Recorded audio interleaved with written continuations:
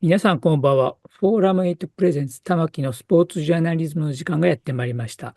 MC のスポーツライター小崎です。このチャンネルはスポーツ文化評論家玉木正之が送る既存メディアとは異なる視点でスポーツの真の問題点を取り上げ考える番組です。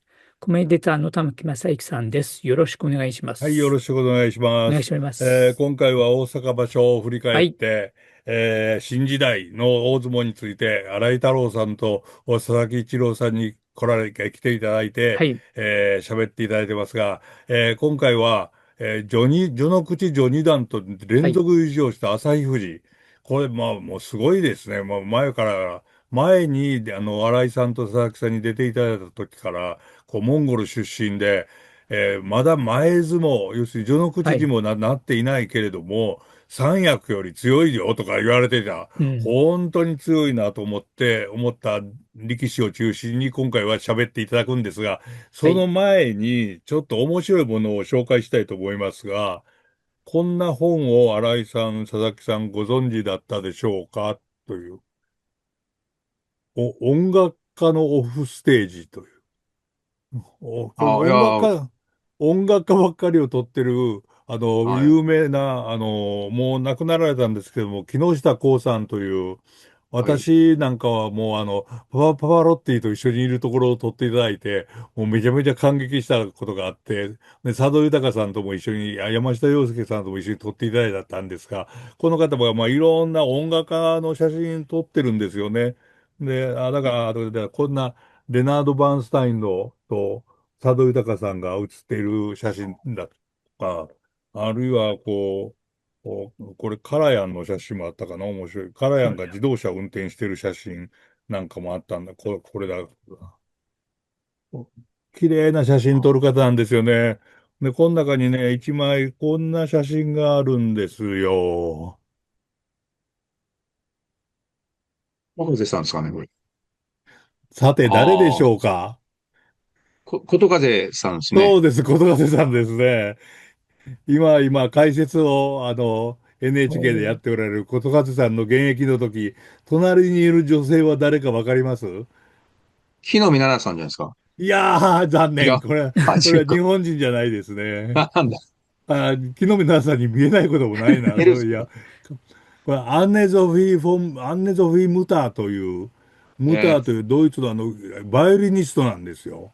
めちゃくちゃああ、有名なクラシックのバイオリニストで、この方の弾いているメンデルスゾーンのバイオリン協奏曲が、琴風関が大好きだったと言へうんで、そおーれで、二人が、会いませんかということになった時に、もう、喜んで琴風関が来て、ムタさんが日本で公演した時ですね。それで、その時に木下光さんが写したっていう写真なんです。これ、え。あの、相撲取りとしては珍しいでしょ？ああ、そうでこすね。このムタさんっていうのは、アンドレ・プレビンという指揮者の奥さんになった人で、アンドレ・プレビンという人はクラシックの、指揮者としても有名で、作曲家としても有名なんですけれども、映画のマイ・フェア・レディなんかの後ろの音楽もやってる人なんですね。その人の奥さんになった人で、素晴らしいバイオリニスト。だね、その人と一緒になってる琴風関がニコニコ喜んで、もう、要するに、このムターさんのバイオリン協奏曲のレコードは何枚も持ってますなんていうことを言ってたんですね。えなかなか、すごいです。なかなかいい情報だったでしょ？ ー。今度聞いてみます、あったら。そうですね。言ってみてください。こんなの見はい。ましたよっていうことはい。で。というようなことを紹介したかったです。ありがとうござえいます。相撲ジャーナリストの方も知らないことを相撲のことで私は知っていたというのを自慢するという、雑ネタでした。ということで、話を戻したいと思います。朝日富士、本当に強いですね、あれ。まあね新井さん、これどうなんです？はい。優勝すると思っていたら、本当に序の口序二段はあっという間に駆け抜けて、さあ、これからどんどん上に上がってくる。ということになるんでしょうね。どうですか、新井さん。うん。そうですね。まあ、おそらく次も負けないと思うんですよね、三段目もね。三段目も、はうん。い。まあ、確かにうまさはあったんですけど、はい。もっとこう、圧倒するのかなと思ってたら、はい。意外と。意外とですね、まあ慎重になってたのかもしれないですけうん、うどね。ん。本番でね。うえん。え、先場所の場合は、優勝決定戦があって、多くのなんか観客の前でも、確か同部屋対決でしたでしょうかね。で、なって、勝ちましたけれども、まあはい。強いなと思いますが、圧倒的に強いという感じでもなかったかなっていう感じは、うん、いい印象としてはありましたですけどもね。はい。うん。佐々木さんどうですか、そうですね。実は私もちょっとそれは感じました。はい。負けない相撲を取ってるので、このままああ、関取までは負けずに行くとは思うんですけれども、なるほど。まあ、序の口だった一場所前よりは明らかにこう立ち合いがワンランク上で、こうちゃんとこう鋭い立ち合いするケースも結構増えたんですよね。相手はい。に合わせてそっと怪我させないようにそっと寄り切るっていうのはだいぶ減ったと思うんですよ。なるほど。ははい。い。ただ、なんですかね、まあ、今場所、その決定戦を含めると8勝してるわけなんですけれども、はい。そのうちやっぱ半分が投げなんですよ。で、すごくやっぱりこう、組み合った時に押し切れない、寄り切れないと見ると、やっぱ投げはすごく切れ味鋭くて上手なんですけおー。れども、はい。ただやっぱり本当に関取までガーッと駆け上がる人っていうのは、やっぱこの辺の番付だともう明らかにこう、馬力の違いを見せてガッと寄り切ったり、ああ、なるガッとほど。押し出したりするのが、まあ常だったりするわけなんですけれはい、ども、はい、そういった場はい。面があんまり実は見られないんですよね。うこれがまあ大ん。事に取ってるからなのか、うん。どうなのかっていうのは、まだちょっとわからないとこわろではからない。ありうます。ん。なただ、るほどね。幕内クラスの力であることは間違いないとは思いますけれおー。ども、うん。まあ、そういった取り口を見るとですね、うん。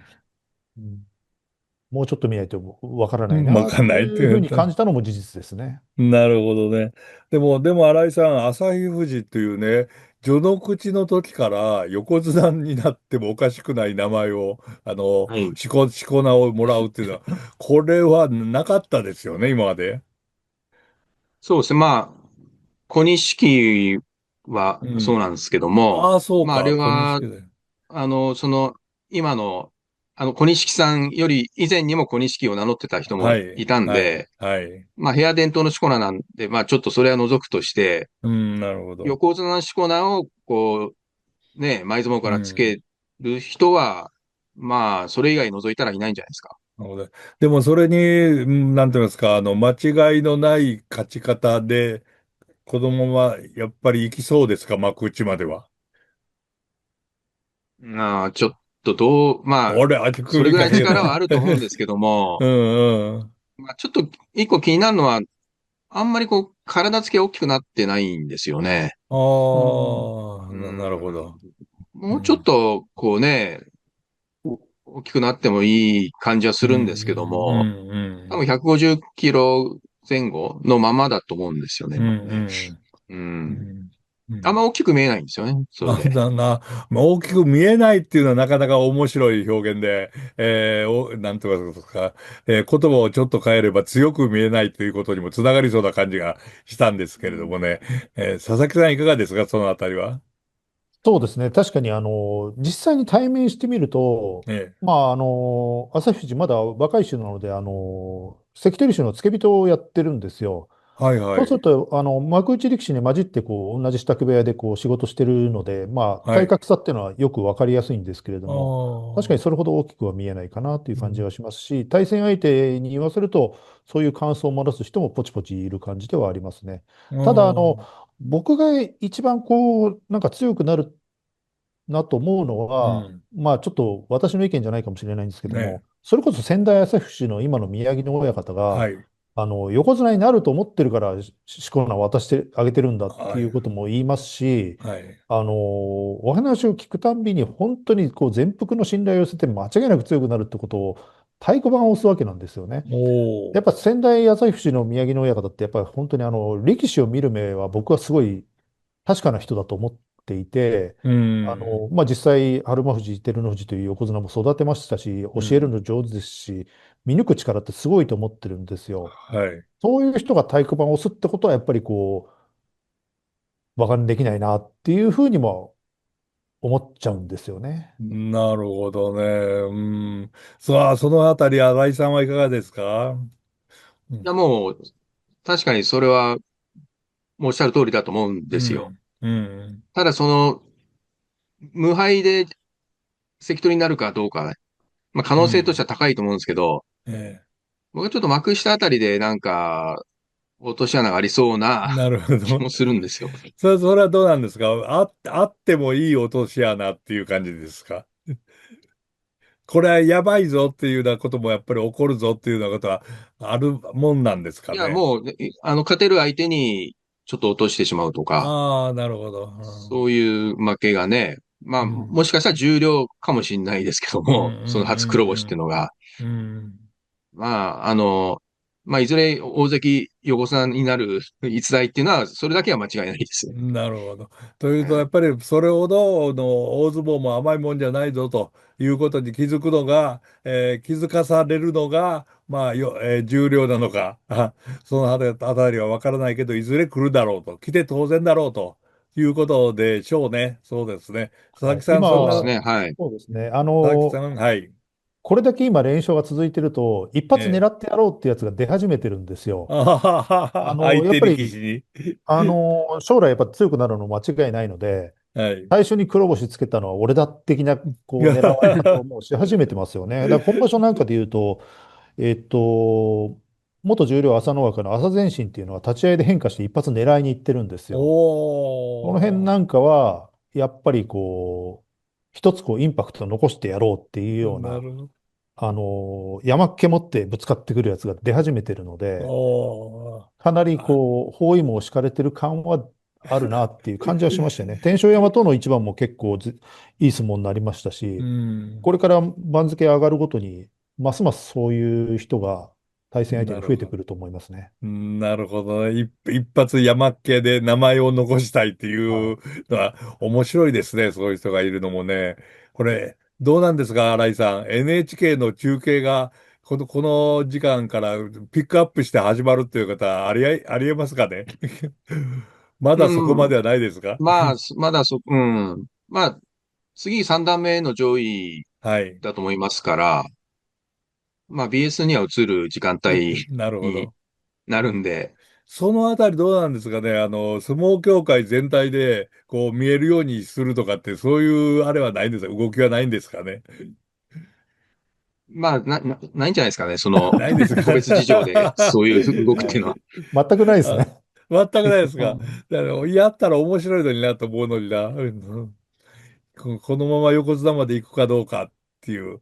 まあ、でもそういうふうにして突進していっても、青錦もやっぱりつまずきましたし、大野里もなかなかつまずいてますしっていうところで、大相撲、今は上から下まで結構面白いものが詰まってると思いますが、さあ、次の5月場所ですね、国技館東京に戻ってきますが、新井さん、はい。注目するのはどのあたりですか？注目ですか。青錦の復活ですか、やっぱり。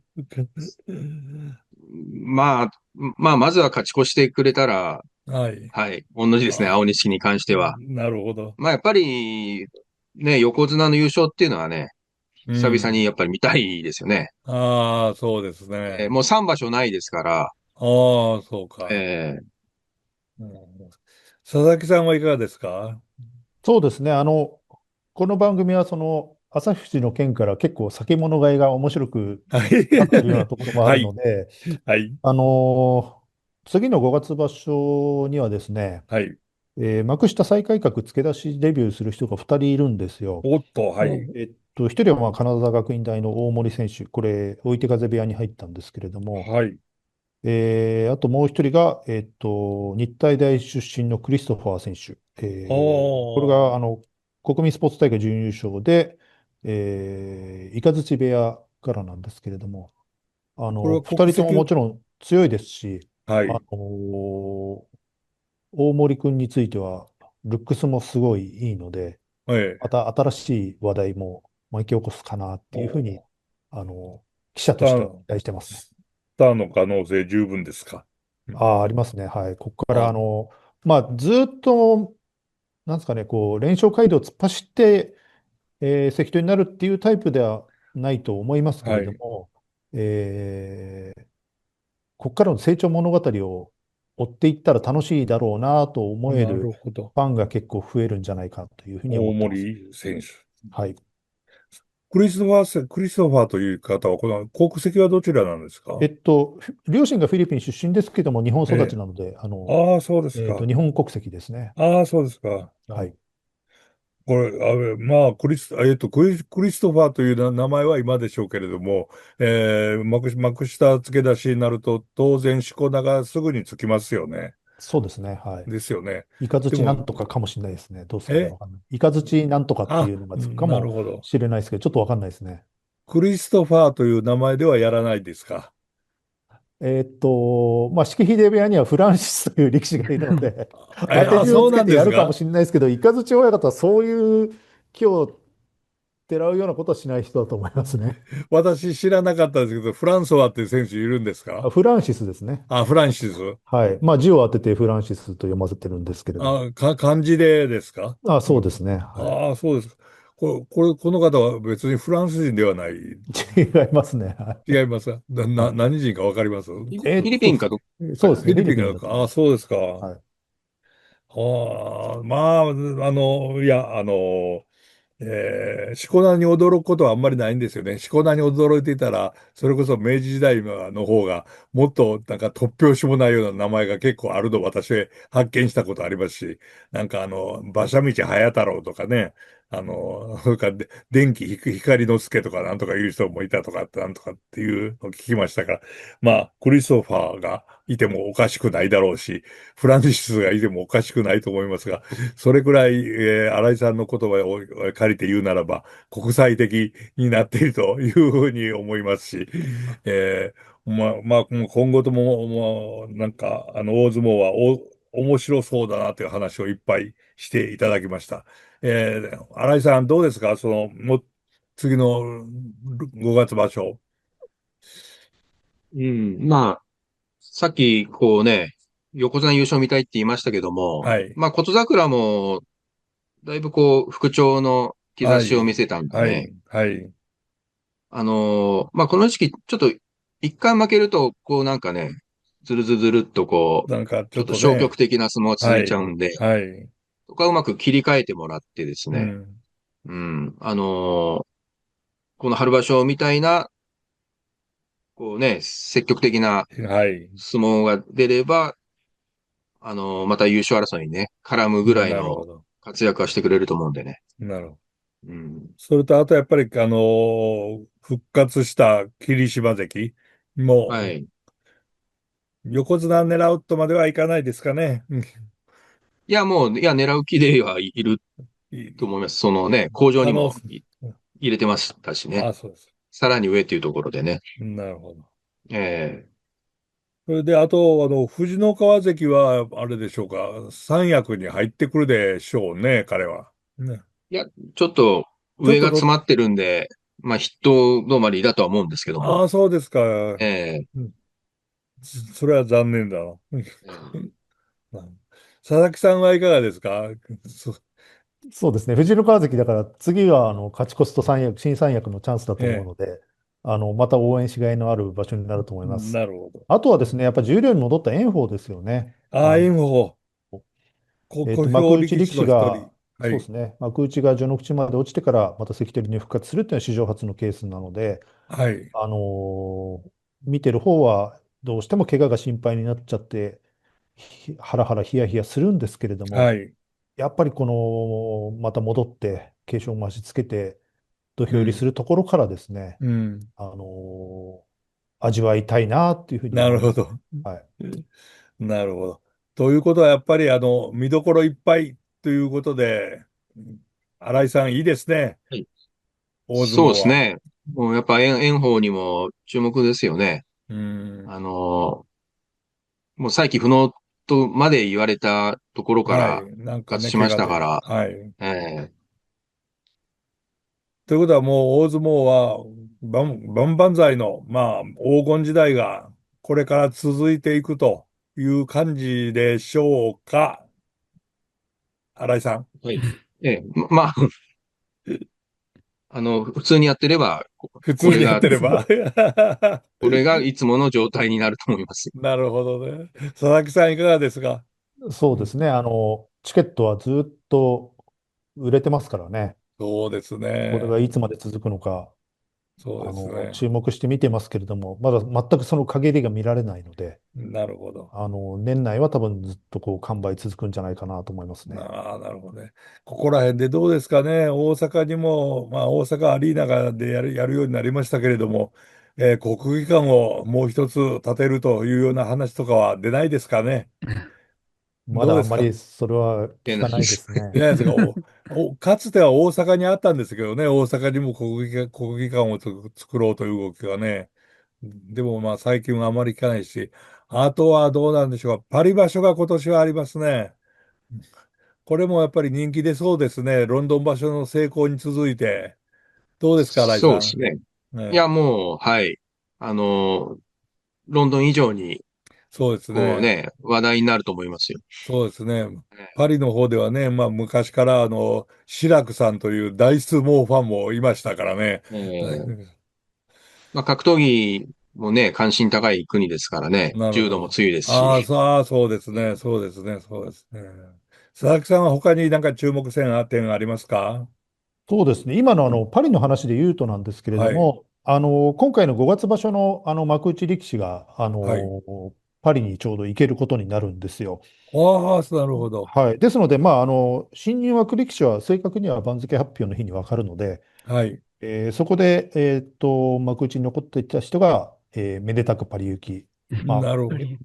過密日程を考えるとめでたいのかどうなのかちょっとわからないですけれども、ただ、我々スポーツ新聞の観点から言うとですね、はい。ちょうどパリで公演やってる期間って、サッカーのワールドカップと被るんですよ。そうなんですよああ、はい。ですね。ので、まあ、私の立場からすると、本当相撲盛り上がってほしいと思ってますし、はい。パリでは間違いなく注目を集められるんですけれども、うん。日本国内ではちょっと話題性的には、うん。なんかサッカーに持ってかれちゃうのかなっていううふうにん。なんとなく感じてますね。まあ、それはそれでね、さあ、うん。スポーツ界にとっては悪いことではないと思うんですけれども、はいはい。はい。そんな状況さあ、です。なるほど。新井さん、どうですか？大相撲の方がワールドカップよりも人気が出るってことはないですかね？まあ、日本もかなりね、上位に来そうなんでね、行くかもしれないと、今回。どっちのそうなんですか。話ですか？ワールドええ、カップの話。サッカーの方がね。サッカーの方ですか？なるほどええ、ね。まあでもそれこそ、ワールドカップと争うぐらいのパリ場所が話題になれば面白いなとも、私も思います。何しろ、FIFA のワールドカップは、ちょっと今回はね、イランの出場とかでどうなるのか、また変なことを言い出しそうな大統領もいますから、うん、どうなるのかね、小崎さん。わかりそうでませんよね、すね。まだ。まだわかんないですよね。あれ何かイランの入ってるグループで、イランが2位になったら、アうん。メリカとあれで決勝トーナメントで最初に当た2位る同士で、可能性がある。可能性結構高いらしいですうね。ん。ただ、アああ、メリカじゃやりたくないっていう話ですからね。もちろん、他の試合もアメリカじゃやりたくないから、メキシコでやろうとかってうん、いや、うん。言ってる。っていうので、FIFA は動いてるっていう話ですけどね。ねえ。さあ、どうなるのかわからないですけれども。まあ、そうして思うと、新井さん、相撲は幸せですね。平和ですね。うウん。クライナの力士もいれば、ロシアの力士もいれば、中国の力士もいれば、モンゴルの力士もいて、何かもう、なんか世界が一つになっているというところは、きちんとやってますね。まあそうですね。あんまりその辺は政治的なあれはないですもんね。うん、政治的がないというところがまたすごいですよね。なくええ、それだけできるというところがね。まあ、どうですか、佐々木さん、そのあたりの、なんて言いますか、大相撲の、グローカル性と言いますか、グローバルでローカルだという、この両方が備わっている文化というのは、そうですね。力士のその国籍云々については、やっぱりはい。相撲ファンの、モラルが結構高いんじゃないかなと思ってますね。おー。やっぱり熱心に相撲を見ている人ほど、国籍関係なく一生懸命やってる人を応援したいと、うん。いうふうに言う人はすごく多いと思ってます。なるほど。なんとなくモンゴルばっかりだよねとかっていう人っていうのは、一丁噛みしてて、あまり理解が深まってない人なのかなっていうなるほどね。なるほどね。ね。はい。ただ、うん。なんですかね、まあ、この YouTube 動画が流れる頃には決着してるかもしれないんですけれども、ええ。今、照ノ富士の伊勢ヶ濱親方の暴力問題の、はい。処分などが今後、もう少ししたら出たりするので、うん。そこら辺はちょっと平和じゃないところもあったりもなるほ実はしますね。ど。なるほどね。まあ、そのあたりでどうなりますか。5月場所。さあ、最後に一言、新井さん、はい。一番期待すること言ってください。まあ、やっぱり、横綱大関陣がね、上位陣が優勝戦線を引っ張ると。ちょっと引き締まった感じの展開を見たいですね。なるまあ、ほどね。現状多分、大野里が休場とかになると、一気に混戦になるっていうね。うーうん。ん。で、まあ、やっぱり、まあ、例えば全勝とか、14勝1敗の優勝っていうのはやっぱり、大野里うん。じゃないと、現状ではちょっと厳しいのかなってできいうなるほど。ところですね。なるほど。そうですね。全勝優勝する横綱というのは久しぶりに出てほしいなという感じもします。佐々木さん、最後に一言何かありますか？ みんな怪我なく全力尽くせるといいなと思いますね。わかりました。はい。また大相撲楽しみましょう。で、また、5月場所終わったら、お二人でよろしくお願いします。今日はどうも何はい。回もありがとうございました。